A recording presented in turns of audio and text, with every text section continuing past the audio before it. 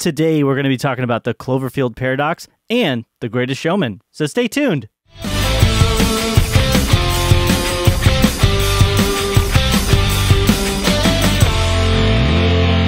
Welcome to The Real Review, sponsored by Parametric and Lazy Ape Studios, where you get some of the latest happenings, real thoughts, and perspectives in the world of film and television. Yep. I am Joel, and I am here with Matt. I almost got this wrong. Okay. Matt, everything was awesome over the weekend. Hey. Hey, yeah. I know what that's from. Yeah. And I'm here with Joel, the Cunningham paradox. The Cunningham paradox. Yes. Did you get where mine was from? The Lego thing? Yeah, because you were at Legoland. Yeah, I took the kiddos to Legoland. They actually enjoyed the beach more, I feel like. Really? Yeah, they just were, it was freezing cold. It was like 3 hours of them running around. Just the novelty of being at a beach, I think, was cool. And yeah, it was fun. They were like, yeah. Gotcha. You know, just running in the water. They were swimming. Yeah. I like the new Venom trailer. I actually haven't never been to Legoland. I've been to the beach, though. I went like 4 years ago. I was disappointed. By the beach? Legoland. At Legoland, okay. Yeah, this time around it was a little better. They have really sweet like miniature lands. They have like a whole Star Wars one. Oh, cool. There's one like section for each film. It's actually pretty cool. I saw the Jakku one that they did just recently, and it's pretty sweet looking. I would be fearful that everywhere you would walk in the park, they would just be constantly on loop that song. Everything is awesome. I feel like I only heard it like one time. Like one time? Okay. Yeah. I think they're aware of that. They don't self-conscious. Don't overplay that card. Yes. Because probably when you're walking in. Yeah, it was overplayed, before the end of the movie. Yeah, absolutely. Anyways, welcome to the podcast here, ladies and gentlemen. We are so glad and excited to have you here. We took a little bit of a hiatus there just because Matt was taking a cool trip. And I took a cool trip, got a family, full-time job. Life is crazy. We're moving, sold a house, bought a house. Congrats. Ridiculous. It's awesome stuff. I am just still living where I'm at. So, yeah.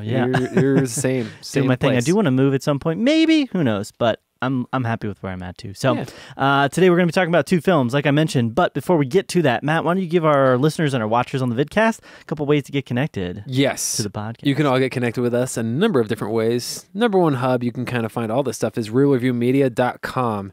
And you can connect it with all of our social medias, our email. So that's Twitter, Instagram, social media, along with Facebook at Real Review Media. And then youtube.com/The Real Review. You can see some trailer reactions. I have a couple new ones posted from the Super Bowl up there. I got a couple more in the works as well.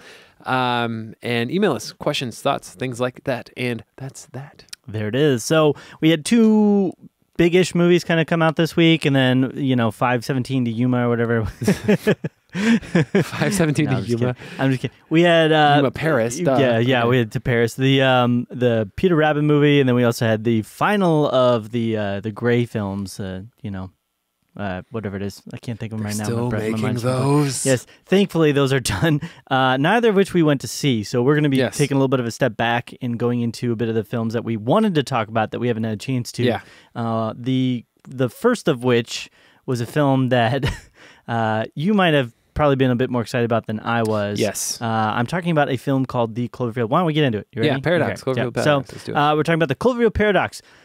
This movie, synopsis for it here, a group of scientific researchers on a space station attempt to harness, a new energy source called the God particle, only to unleash something terrifying.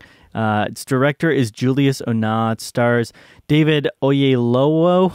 I'm probably murdering Oyelowo. Oyelowo. I don't know. Yeah, that's better. Gugu Mbatha-Raw. Mbatha-Raw. You're great at these. Jeez. Chris O'Dowd. I can get that one. Daniel Bruhl. Zizi Zhan, who I haven't seen anything for a while, and Elizabeth Debicki. So you should just do the names from now on. I just murder them. So that's okay. So the funny thing about this one was we had, I forget the reviewer who talked about it, but it was like the shortest period of build up for wanting this hype and wanting to see a movie ever, as far as like being released and not being able to see it. That's the best thing about this movie. Yeah, I think I feel like it shattered. It took what could be in a new direction. It's really the kind of the forefront in just the type of marketing. Right. Because it was literally like, yeah, we got this movie coming out. It's going to be coming out. It's going to be it's going to be on Netflix.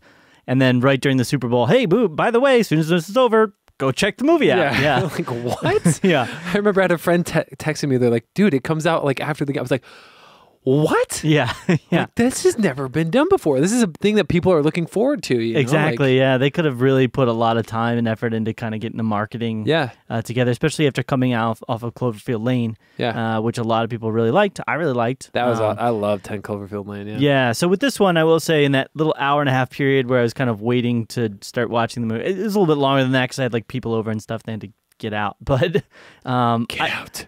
Like in my mind, I was trying to approach this with the idea of it being probably not as awesome as Cloverfield Lane. There was just something in me that just said that this probably wasn't going to, because they're really reaching for it, but probably better than the first one. The first one, it was a cool concept in a way, but it was the characters and the way the plot progressed and everything like that. It just left me feeling really like, wah, a bit. I loved the first one and the second one. And I don't get nauseous a lot in theaters, but that first one, man. Did it really? That one actually really did. Yeah, I don't get nauseous that easily. I saw it in the theater with like 7 other people. We kind of went on a whim. Yeah. And I was the only one that liked it when we left the theater. Really? I was like, that was awesome. Everybody was like, I hated that movie. It was kind of dumb. I was like, oh. And then I just kind of was quiet to myself because everybody was talking about how much they didn't like it. I was like, I liked it. Yeah. I'm sorry. But we can talk about that one maybe another time. Why don't we get into the Paradox film? Yeah. So what are your initial thoughts? Good, bad, otherwise? I see why Paramount sold it to Netflix. I think this one in particular, they did it with 10 Cloverfield Lane, but I think they pulled it off more successfully with 10 Cloverfield Lane. 10 Cloverfield Lane and this film were both different films, not intended to be Cloverfield movies originally, but they were rewritten and reshot to accommodate that. Yeah.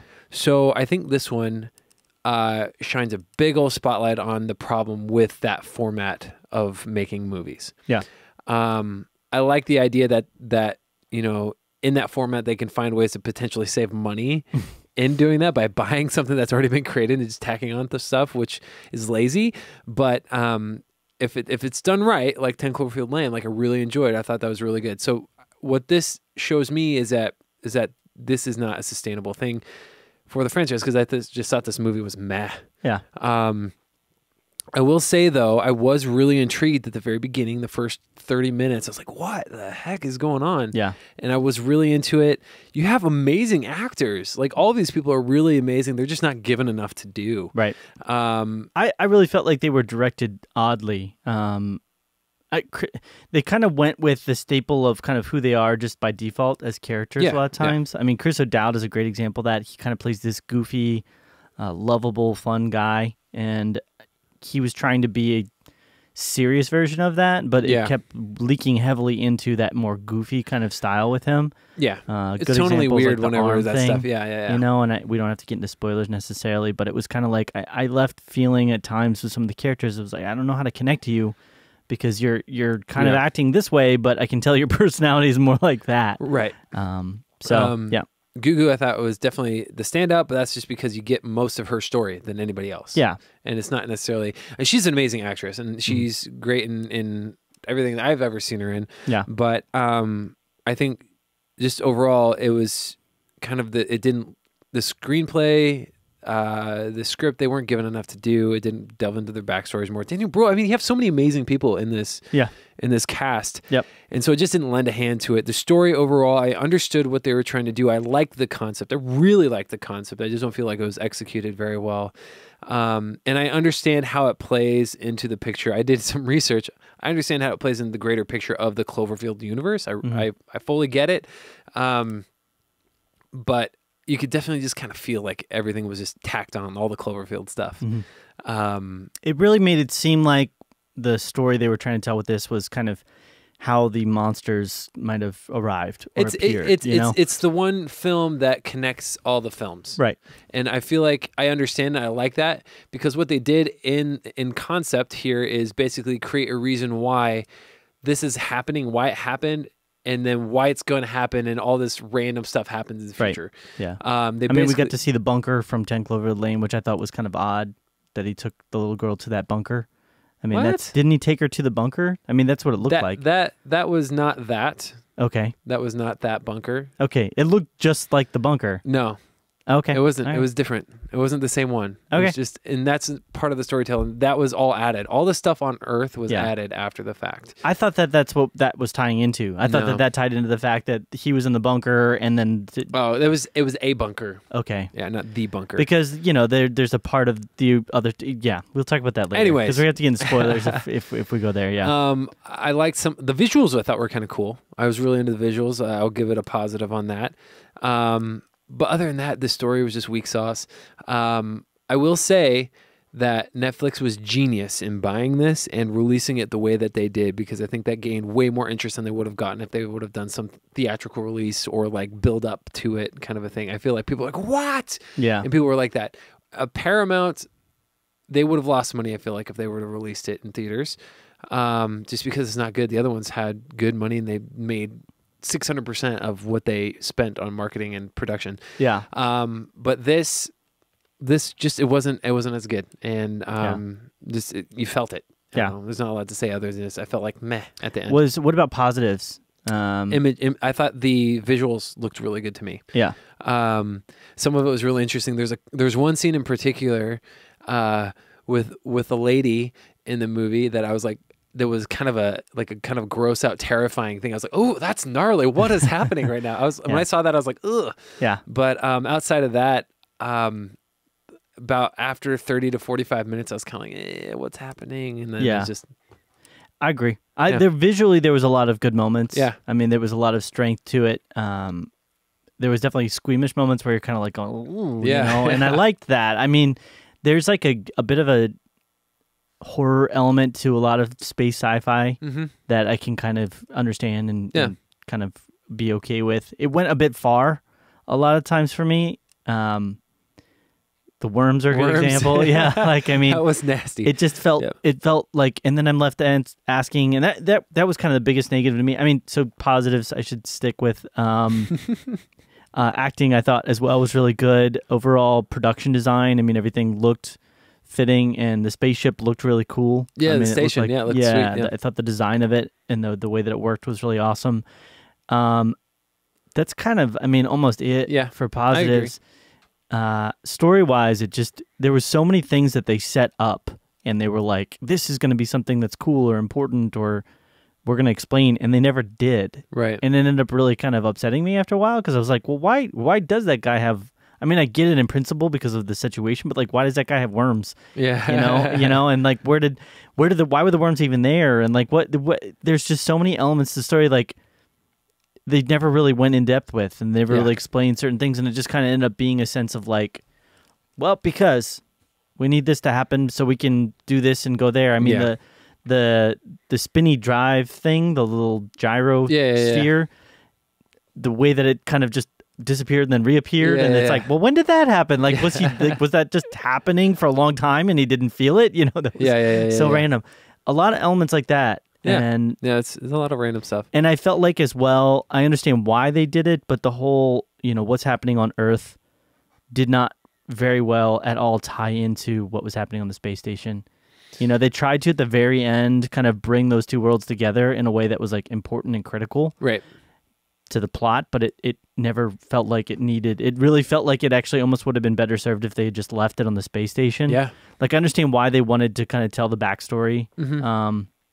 At least for the main character, but you can do that, but then just stick it on the spaceship, and then that's part of in a sense, that's part of what people like about these sci-fi space movies, is that you feel that isolation and that sense of dread of being stuck in this claustrophobic environment with whatever the crazy things, and not being able to get away with the crazy things, and you can't stop them from happening. I never felt that. I felt like we're constantly kind of making this about that bigger picture of, everything that's happening with Cloverfield and the monsters, and that just wasn't important to me. It's like, I want to just keep it here. So overall it felt like a cheapened version of like Event Horizon. Or like Doom or something. What was that space movie? Life. Yeah, that kind of stuff. Same sort of deal. Yeah, so... I mean, the biggest thing that this one did differently was that it added in that idea of what it means when you kind of cross dimensions, right? And sort of being what happens when you're like I think in that's two dimensions the at ultimate like explain away thing. Basically, anything that happens weird from this point on in the Cloverfield universe, is explained by this movie. Yeah, because anything can happen. Right. That's basically the gist of it. Because of the paradox. Yes. Right. Anyways, so they already know, they're already working on other stuff. I'm a little sad at the fact that I'm pretty sure Netflix has the rights to it now. So whenever they release a new Cloverfield movie, I'm bummed by the fact we're not going to get another theatrical experience, because that's what I loved about the first two. Yeah. I did really enjoy that. But at the same time, I want them to let spotlight I was telling you about earlier, how it's a negative light on this kind of filmmaking, tacking stuff on after the fact. I want them to make just a legit, like, ground up Cloverfield movie. Yeah. I was telling a friend, I think the next step would be you release a movie called like, like the rumored next one's supposed to be like take place in World War II or something like that. So I think what would be cool is if like you used to release this like crazy World War II trailer and it's called like, D-Day or something like that. And you go to it, and then at the end, the title card comes up D-Day, and then like something Cloverfield, and you're like, wait, what? Yeah. Like that'd be like the next step. I saw this thing too. Another friend sent me where like the next movie, J.J. Abrams swings by your house and throws a DVD in your window of the next Cloverfield movie. So just kind of funny. But overall, I give this a 70. This kind of like, meh. Yeah, I'd probably give it a little bit lower. I really had a hard time after a certain point separating what felt like just this shock and awe tactic from what I was trying to get from the movie, which I didn't leave the movie really feeling like I got anything beyond just a little bit of like kind of where maybe these creatures sort of came from in the Cloverfield movie. I don't feel like I needed to get the stories. I don't feel like I needed to go on this journey with any of the characters, and I don't know. So yeah, I'd probably give it closer to like a 67. Okay. 68. I gotcha. Yeah. I think my emotional tie and fandom to the previous Cloverfield movies is what's kind of wanting me to it's tough in that way. It's tough though. I wish I could give a better grade, but 70. Yeah, it was like, first Cloverfield, like blurt down here, I'm gonna do it for the camera, and then it was like next Cloverfield was like, whoa, great job guys, you did a lot with the little, and then this one I was like, really, what are you but I do give them, I will say as well, like you said, I give them a lot of credit for their desire to do things a bit differently with the release. Yeah. And trying to change very things clever. up. Everybody was like freaking out. All the people that I know, I was like, what? It's kind of a crazy thing. Yeah. So next film then, we'll move on. We'd love to hear your thoughts as well. We don't talk about this very often during the middle of the podcast, but definitely send us an email if you had thoughts on that movie. Yeah, tell me. I'd love to hear that. Yeah. So the next film we're going to be talking about is The Greatest Showman. This is the greatest show. Inspired by the imagination of P.T. Barnum, The Greatest Showman is an original musical that celebrates the birth of show business and tells of a visionary who rose from nothing to create a spectacle that became a world sensation. Directed by Michael Gracie, stars Hugh Jackman or Hugh Jackman, Hugh Jackman, Zac Efron, Michelle Williams, Rebecca Ferguson. I'm not going to go through all these people. Zendaya, Paul Sparks, Zendaya. And that's kind of like the big uns. Yeah. I would say Tina Benko is also there as Miss Winthrop. So I'll start with this one. Yeah, go for it. If you want. This one, I'm very conflicted on this movie. I was conflicted as well. I would say going into it, the trailer did all the wrong things for me.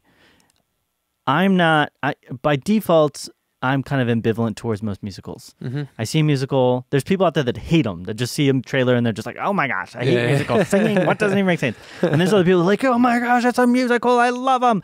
And a lot of those people are people that love being in musicals and doing them. And I was in musicals. Like when I was in college, I used to sing and dance, believe it or not.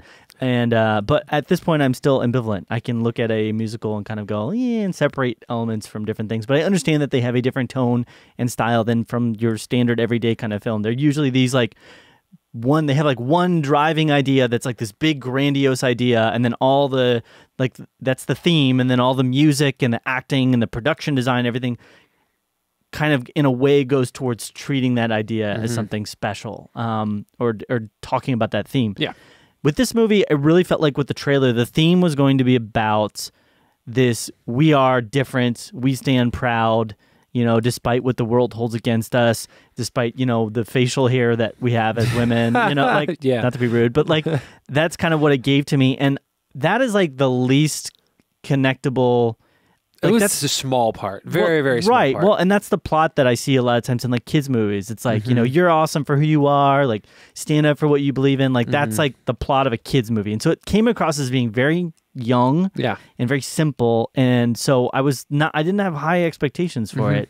I know Hugh Jackman is a great actor, especially for stage. He does a lot of musicals, right? Yeah. So I went into this thinking kind of pretty lowly of it, thinking that it's going to be a little bit like, bleh, you know, simple, boring, and was actually surprised by a couple things. One of the big things that I really liked about this movie was the music. So good. So good. Yeah. As far as pop music is concerned, really, really good. Yeah, absolutely. Really good. And I will stand by that. Now, I mean, you could hear most of these songs on like an album. You know what I mean? I felt like you could There's a lot of good ones too. Right. Like I was listening to them later. I was like, I want to listen to that song again. I was kind of like, bopping my head along with it and really enjoying those elements of it. The other thing is the story in and of itself is much more about P.T. Barnum. And it's about that sense of can our appetite exceed our grasp, or are we going to, like the hubris of man, are we going to push ourselves so far that we kind of end up burning ourselves or hurting those that are around us? How much is too much, kind of a thing. And I liked that. Yeah. But there was a lot of other elements at play in the script. Yep. And that's where it starts to tiptoe into negative territory. But I want to hear your thoughts before I go Positives, the music I thought that's the biggest thing for me. That was really good. And it's really Hugh Jackman. That's what this movie is about. It's his movie. Yeah. And he's a star. He's a star in everything he does. He's always giving 158%. He's always like full, like Wolverine crazy, like into it. Yeah.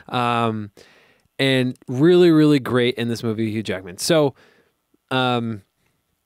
positives, I thought everything looked good. The music was stellar. If you're into pop music, if you're into like more traditional theatrical stuff, it's not really in that vein. It's not classical musical music. Right.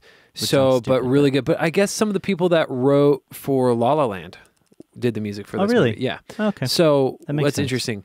But the music kind of also, this is where I get conflicted a little bit. I will say I thought things looked really well. For the most part, everybody acted really well. But again, Hugh Jackman's a star, the music. For me, diving into like, this is where I start feeling conflicted, which I didn't like. First, the music didn't fit the time period. Not at all. Yeah. Which is what kept throwing me out. I was like, okay, you guys are doing this like, I feel like you should be doing some sort of like traditional, like old school, like music. Yeah.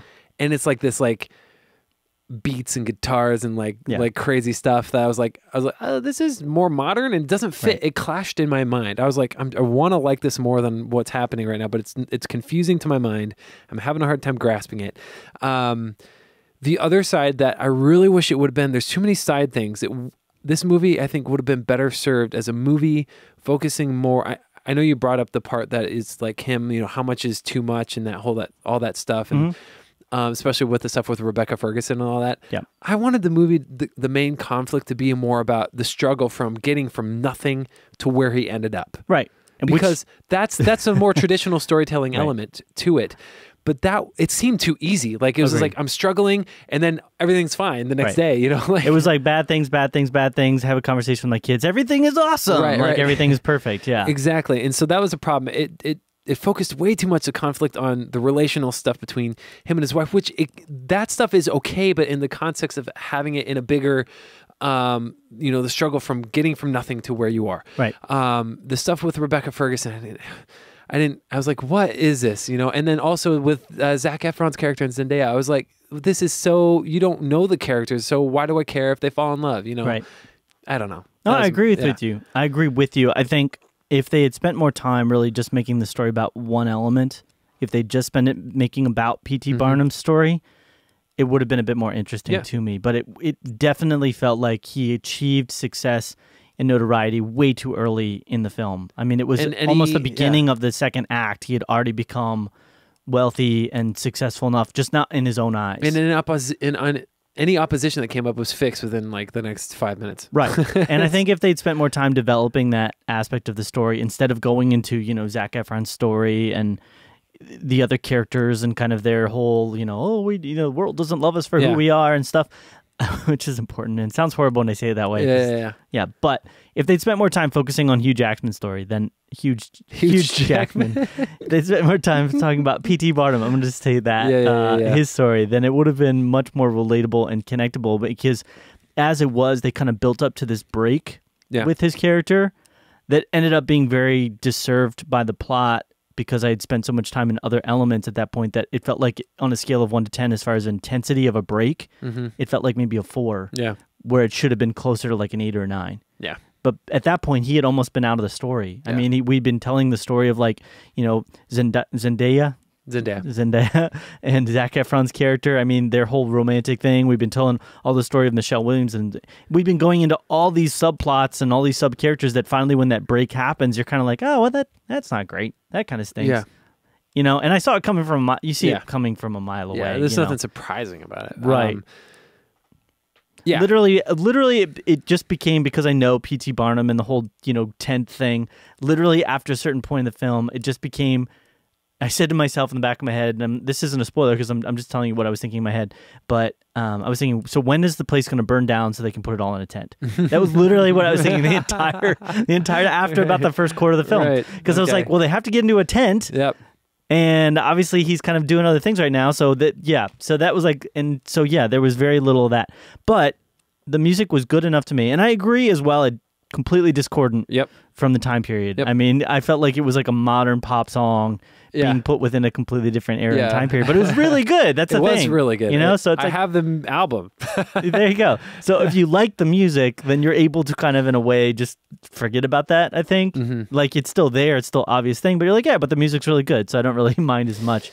Zac Efron's really good at musicals. He is. He's really good at musicals. Absolutely. And I always forget that he like started there. Yeah. And then I see this, I was like, oh, he's like natural. Yeah. Like when he does like all the choreography, dancing, singing, and all that stuff. And yeah, I'm glad they didn't have Paul Sparks sing. I don't feel like he would have done a very good job. Right. I'm not a great. He is so hit or miss for me. A lot more miss than hit. Yeah. He was great in Boardwalk Empires, but other than that, I've kind of just been like, he's in House of Cards as well. Yeah. Anyway. Overall, I did grow in my respect, I think, a little bit for Zendaya. Yeah.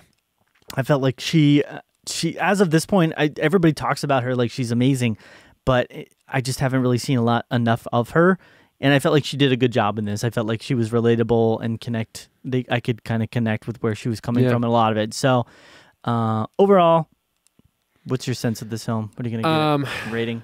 Unless there's anything else you want to mention. I'm going to give it a 73. 73? Yeah. Okay. I'm probably going to give it about the same. Okay. I was going to go for like a 72. Okay. So I'm going to stick with that just because I'm me. Difference. This is me. This is me.